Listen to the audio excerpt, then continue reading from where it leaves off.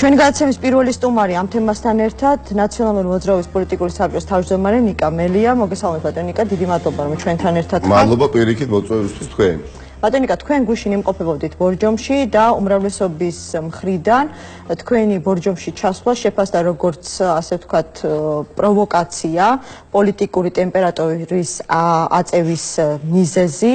საინტერესოა რატომ ჩახვედით ბორჯომში, რა გინდოდათ? არ შემიძლია რომ არ დამოვიწყდეს, არ ვახსენეთ რომ გისმენდით რომ ხელისუფლების პროტესტი. წესით ოქსიმორონია უნდა იყოს. ხელისუფლების პროტესტი. ნუ კარგი, მიტინგი გამართეს. და რეალურად გუშინ შენობაში მეგაფონებით ხავდათ ხალხი. მეგაფონებით მართავდნენ შენობაში, გუშინ გამართეს პირველი აქცია. ეხლა ეს არის სწორედ დემოკრატიის მაღალი მაჩვენებელი, რომ არა მხოლოდ ოპოზიცია გამოდის ჩვენთან და აწყობს საპროტესტო აქციებს, არამედ პრობლემას უქმნის ოპოზიცია ხელისუფლებას და ხელისუფლებაც გამოდის და ითხოვს ხელფასების მომატებას. სიმართლე გითხრათ, არ დაგიმალავთ. რაღაცა დონეზე ეხლა სამჯერა ის ყველაფერი ხდება იქ სადაც ხდება, ანუ ბორჯომში. მეორე დღე ამჯერა გულახსოვთ ბოლომდე თითქოს რატომ აი მსგავსი არაფერი არ მოუდგენელი არა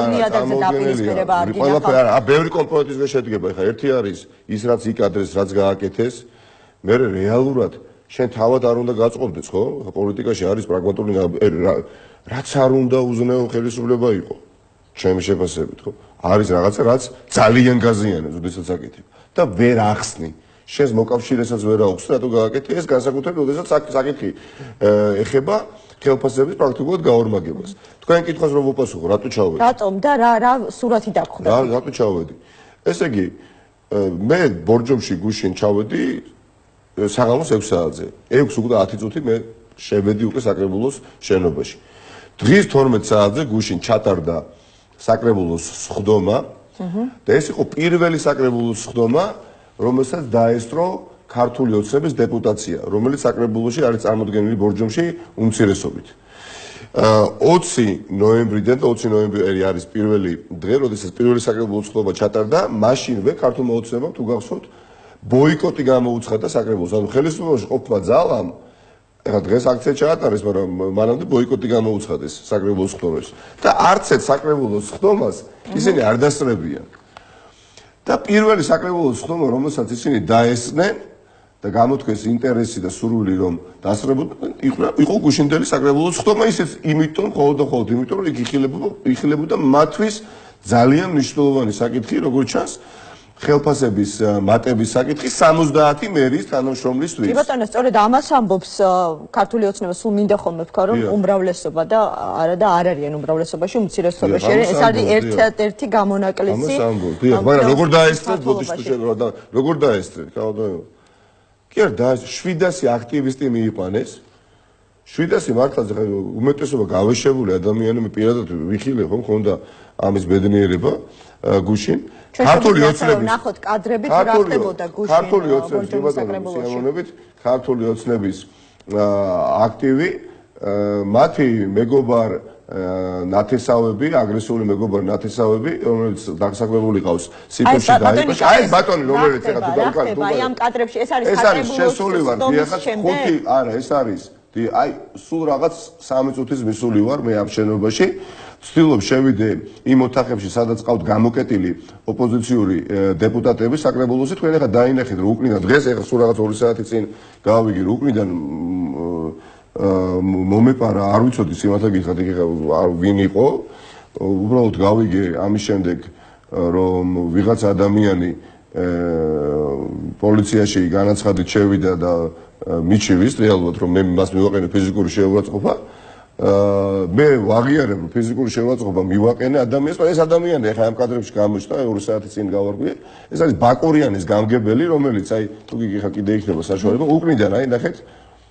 აი ეს საუბარია, აი ეს ბატონი მოდის, ეს არის ბაკურიანის გამგებელი. კი ბატონო ვაღიარებ რა 7 იმდენი ვეცადე რომ მიიღო. იმიტომ რომ შეუძლებელი იყო, არც ერთი პოლიციის თანამშრომელი არ არის, წარმოვიდგინეთ აქ. აი ეს ადამიანები არიან სულ ქართული ოცნების აქტივისტები, ნაწილი მათგანი საერთოდ არ მუშაობს არც ერთ მერიას დაქვემდებარებულ სტრუქტურაში, უბრალოდ იყვნენ მოსულები ანგარიშ ფიზიკური ანგარიშის გასაგებია მესმის მაგრამ თქვენ ხართ პარლამენტის წევრი თქვენ თმენის ვალდებულება არა ქალბატონო როგორ გეკადრებათ ეხლა წახვედით რომ სიტუაცია განგებოდა მაგრამ როდესაც ეხლა შენ იცი რომ დღის 12 საათზე საკრებულოს წევრებს ფიზიკურად უკვე გაუსწორდნენ და მედია საშუალებები სხვადასხვა საინფორმაციო გამოშვებები ჩვენ დასისხლიანებული ოპოზიციის წარმომადგენლები ვიხილეთ და ანგარიშსწორებ ბოდიში მაგრამ ანგარიშსწორებისთვის ხო არ ჩახვედით იქ ბატონიკა რა ანგარიშსწორება 20 კაცმა გამოკეტა მაგალითად ლეიბორისტული პარტიის წარმომადგენელი ბატონი გიორგი გემართათ მე პოლიციის არ გიგითხოთ რა მიმართეთ ბატონო ღამის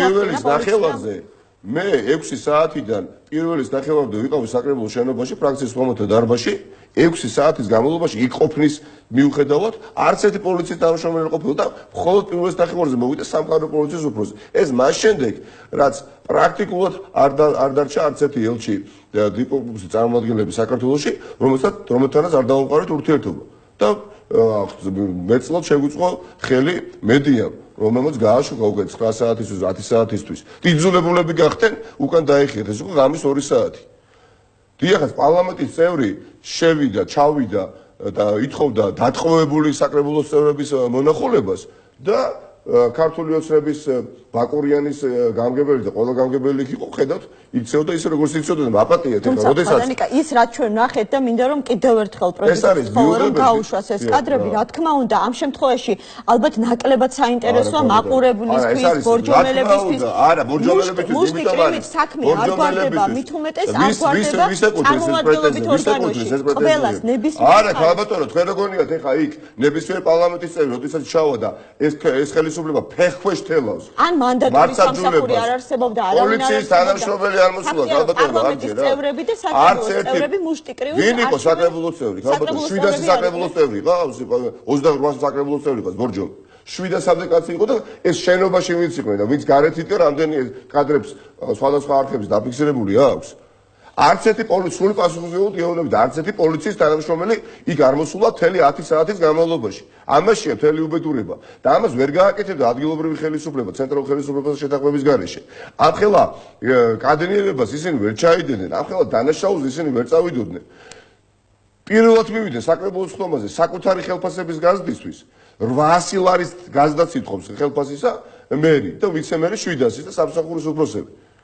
და უბრალოდ უმრავლესობა ჩათვალა საკრებულოში რომ ეს საკითხი ჩაეგდო და მეტიც შესთავაზეს ბორჯომისმა რომ არ გაიზარდო 800 ლარით ხელფასი და გაიზარდა ხელფასი ეს ამბავი ბატონიკა ახლა ხდება ხელფასების გაზრდის გამო რას უკავშირდება ეს არის წარმოუდგენელი უბრალოდ მაშინ როდესაც უამრავ ჩემი პოზიცია არის ისეთი წარმოუდგენელი და აღმაშფოთებელია ნებისმიერი რა თქმა უნდა ნებისმიერი ფორმით ვისგანაც არ უნდა მოდიოდეს ჩემთვის რა თქმა უნდა ერთნაირად წარმოუდგენელია და დასაგმობია როგორც ფიზიკური ისე სიტყვიერი შეურაცხყოფა როდესაც საქმე ეხება ადამიანები ჩვენი მოქალაქეების მიერ არჩეულ პირებს. ხო დათვალოთ გამიშა რომ ამ ადამიანებს ბორჯომშიც საკუთარი ბედიღბალი არდება დავასრულოთ ბორჯომშიც მათ შორის ნათლად დავინახეთ რომ ამ ხელისუფლებას არ ადარდებს და არ აწუხებს ის რაც აწუხებს მოსახლეობას. არ ცხოვრობს მათი წუხრით მეტიც ფიქრითაც კი არ ფიქრობენ. უამრავი სოციალური და ინფრასტრუქტურული პროექტის განხორციელება შეიძლება იმ თანხით, რასაც ჯიბეში იდებენ, მაგრამ არ ახორციელებენ. ელემენტარულად უნიკალური ბორჯომის ტყე არის გადამწვარი და იმ ტყის აღდგენისთვის რაც შეიძლება მეტი რესურსი ფინანსური უნდა იყოს მიმართული. მაგრამ ამაზე არ ფიქრობენ.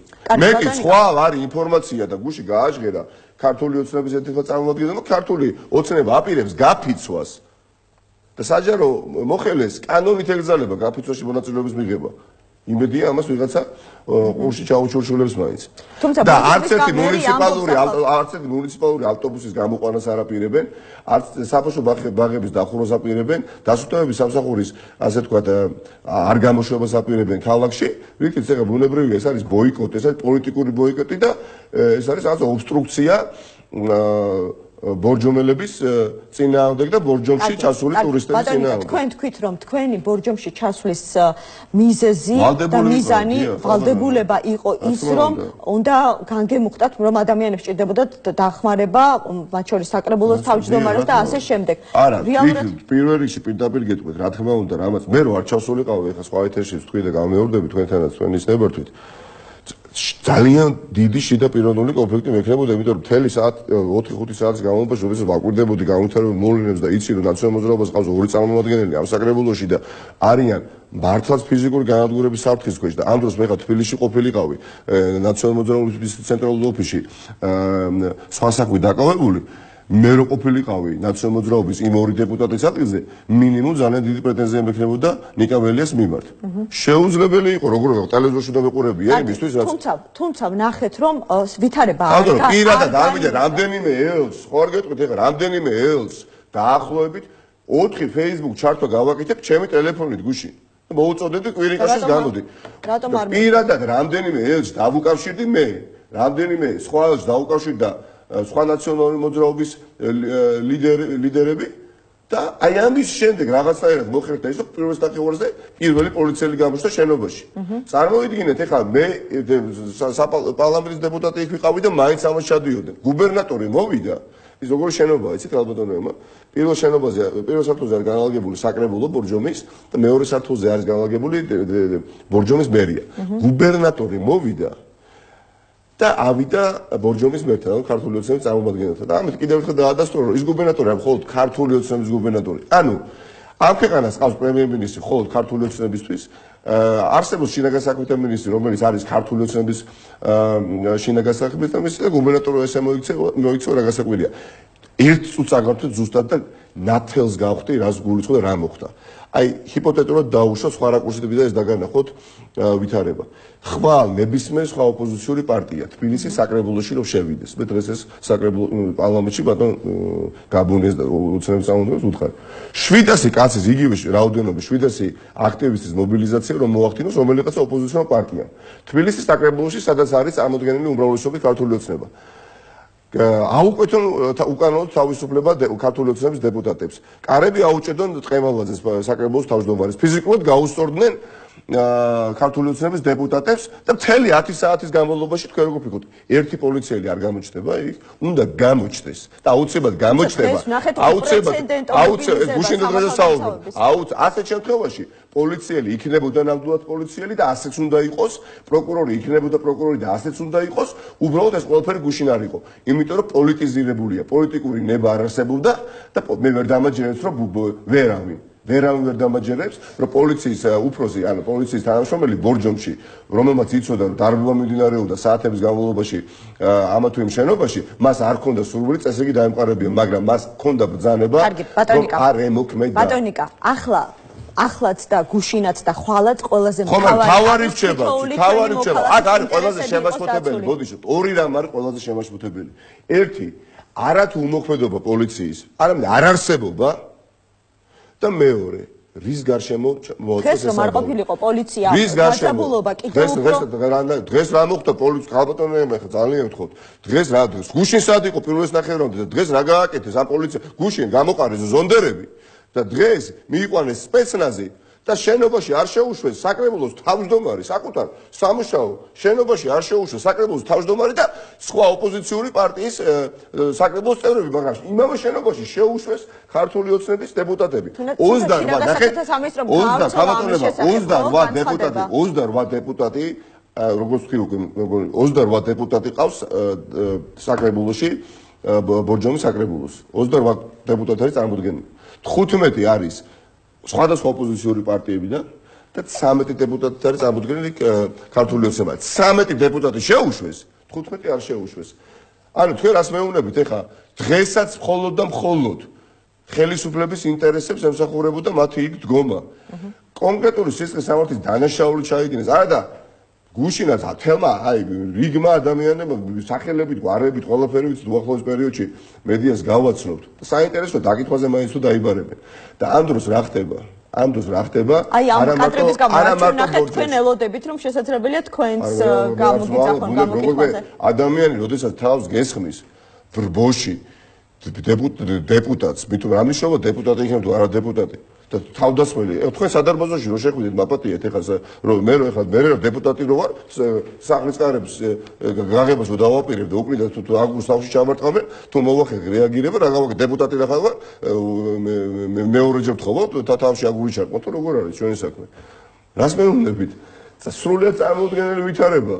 სრულიად წარმოუდგენელი ვითარება არის და ამ ხელისუფლებამ აი უარი თქვა პრაქტიკულად დემოკრატიულ წყობილებაზე. მარტივად თქვა რომ არჩევითობას აზრი აღარ აქვს, ანუ არჩევით დემოკრატიას აზრი არ აქვს ამ ქვეყანაში. მე თუ ქალბატონ ემას მოუგე, ესე იგი არჩევნები, მე რა ქალბატონი ემა თუ არის ახლოს სუსთან, არის პროკურატურასთან, არის ასე თქვა ხელისუფლების სხვასთან დაახლოებული, თქვენ შეგიძლიათ ხვალდაზე ხელები გადამიგრიხოთ და გამომაგდოთ. აბსოლუტურად ანოში საუბრობთ თქვენ. აბსოლუტურად გაუგებარია როგორ შეიძლება ცალკე აღებული თანაც პროპორციული წესი მხოლოდ ბორჯომში ჩატარდეს არჩევნები. რომ გადააყენონ ესეთოს მაღალი თანამდებობის, ანუ ხალხის მიერ არჩეული ადამიანი. საკრებულო უნდა გადააყენოს თუ თავმჯდომარეზე მესაუბრებით. როგორ ეხლა თქვენ თუ არჩევნები ჩაატარეთ ბორჯომში, არჩევნები ჩაატაროს როგორც მერის არჩევნები, ასე უნდა ჩატარდეს. თუმცა ბატონიკა ნახეთ რას ამბობს ქართული ოცნება ბორჯომში. ისინი ამბობენ რომ მხოლოდ ხელფასები არ არის ქართული ოცნება ქალბატონო ემა იმასაც საუბრობს რომ სტრუქტურული პროექტებიც, ანუ თუ კი მოხდება სრული პარალიზება აი ამ დაპირისპირების გამო ამ ყველაფერს ინიციირებას ავტორი ყავს, კონკრეტული სცენარისტი ყავს, ეს არის ხელისუფლება. რა საკეთებს ანდროს ბატონი კვირიკაშვილი და როდის საკეთებს? ძალიან თქვენ რამდენი გვაქვს დრო? გვაქვს რამდენი 2-3 წუთი. როდის ხდება ეს ყველაფერი? ძალიან შეურაცხყოფილად გძნობს წესით ალბათ ყველა საგადმოაზროვნე საქართველოს მოქალაქე. სულ რაღაც ბორჯომია, სულ რაღაც 60 კილომეტრში, აი მეოთხე დღეა ვერაგულად მოკლული არჩილ ტატუნაშვილის ცხედარი ვერ გადმოუსვენეთ ოჯახს. და დღეს ეს იმედები პრაქტიკულად დაიკარგა. როგორც ჩანს, უმოწყალოდ არის ნაწამები და ჩათვალეს რომ უღირთ რომ არ გადმოგცენ ცხედარი და ამისათვის ხელისუფლება ვერაფერს ვერ აკეთებს. ეს სხვა ძალიან მტკივნეული ტრაგიკული ვითარება, უმწეობა დაეუფლა ადამიანებს. და აი ამ დროს ხელისუფლება საკუთარ ენერგიას, დროს, რესურსს ხარჯავს რაზე? რომ ბორჯომში ხალხის მიერ არჩეული საკრებულო დაამხოს პრაქტიკულად, მხოლოდ იმიტომ რომ ხელფასები გაიორმაგო. არა მხოლოდ ხელფასები, იგივეა, არ ვიცი ეს დაამხება. ბორჯომის მერი გამოვიდა, აგერ აქციის დამთავრების შემდეგ თქვა რომ მე უარს ვამბობ, არ მინდა არ გამიზარდოს. ამას ხელფასები რაში ითხოვე? ქალბატონები, ნახეთ რა ხდება. 64 მუნიციპალიტეტია ძვირფასო მაყურებლებს საქართველოში. ზუგდიდის მერია, ხაშურის მერია, თბილისის მერია 64-ია სულ. 63-ში არის უმრავლესობაში ქართული ოცნება. ერთადერთი თვითმმართველობა, სადაც არ არის უმრავლესობაში ქართული ოცნება, ეს არის ბორჯომი. და წარმოიდგინეთ, რა ხდება დანარჩენ 63 თვითმმართველობაში, რასაც უნდა იმას აკეთებენ, რამდენ პრემიასაც უნდა იმას იწერენ, რამდენ ხელფასსაც უნდა იმას იღებენ. და უბრალოდ აქ ვერ მოახერხეს და გადავიდნენ ძალისმიერ მეთოდებზე. და ამ დროს სოციალურ დაუცველები, პენსიონერები, ადამიანები, ვინც ინფრასტრუქტურული პროექტების განხორციელებას ელოდება და ამ შემდეგ უყურებენ ახლა ხელისუფლებას და ვერ ხვდებიან რას აკეთებენ. და ღიად განაცხადა გუშინ ხელისუფლებამ, რომ მე პირველ რიგში მაინტერესებს ჩემი კლანური კეთილდღეობა. მაგრამ ის გუშინ რაც მოხდა და დღეს რაც ხდება და კაცმა არ იცის ჯერჯერობით რამდენ დღეს გასტანს შეიძლება კიდევ ჩახვიდეთ, რადგან არ ვიცით რამდენი დღის განმავლობაში ვითარება არა, არ განიმუხტა და ამიტომ გეკითხებით, შეიძლება კიდევ გიხილოთ ბორჯომში? მე არ მესმის განცხადება, რომელიც ერთ-ერთი პოლიტიკური პარტიის ლიდერმა განაცხადა, რომ რასაც ქართული ოცნება საუბრობს და პრინციპში ალბათ ირმა ინაშვილმაც იგივე თქვა, ნუ დიდი სხვაობა, რბილად თქვა, აბსოლუტურად არ გამყვირებია პირდაპირ გეტყვით. ნუ ცენტრი არ უნდა ჩავერიოთ. ქართული ოცნების დეპუტაცია დღეს პარლამენტში საუბრობდა, რომ იცით და ჩვენ არ უნდა ჩავერეულიყავით თვითმმართველობის საკითხებში. თვითმმართველობა გადაწყვეტს. თვითმმართველობის ოცნება ბორჯომში აქციაზე იმასაც ამბობდა, რომ ნიკამელია პატრიოტთა ალიანსის წევრის დასაცავად ჩამოვიდა. ერთმანეთს. მართლა ფიზიკურად არ ვიცნობ ერთმანეთს. და გასაგებია ჩვენ გვაბრალებდნენ ლარის გაუფას და ამ დროს ასაკეთებს ბატონი კვირიკაშვილი ძალიან მაინტერესებს. აი ლაღიძის წყლების ასე ვთქვათ აღდგენის ინიციატივით რო გამოვიდა რამდენიმე თვის წინ, სად არის? აი ამით არის დაკავებული ბატონი კვირიკაშვილი დრო და რო გამოვა, იტყვის ისეთ ახლა შავი ჯიპებიდან უნდა გადავждეთ სედანზე, მე იტყვის რომ ლაღიძის წყლები უნდა აღდგეს და ეს არ არსებობს პრემიერ-მინისტრი ქვეყანაში. უნდა დაგემშვიდობ. არ ყავს ქალბატონოემა. ამიტომ თქვენი როლიც, ჩემი როლიც, ყველა აქტიური საზოგადოებრივი საზოგადოებრივ ცხოვრებაში აქტიური მოქალაქის ვალდებულება არის, რომ ეს ვითარება განმოხდეს. კარგი, ბატონიკა, ძალიან დიდი მადლობა მინდა გითხრათ გადაცემაში სტუმრობისთვის. ნიკა მელია, ნაციონალური მოძრაობის პოლიტიკური საბჭოს თავმჯდომარე იყო ჩვენი გადაცემის სტუმარი.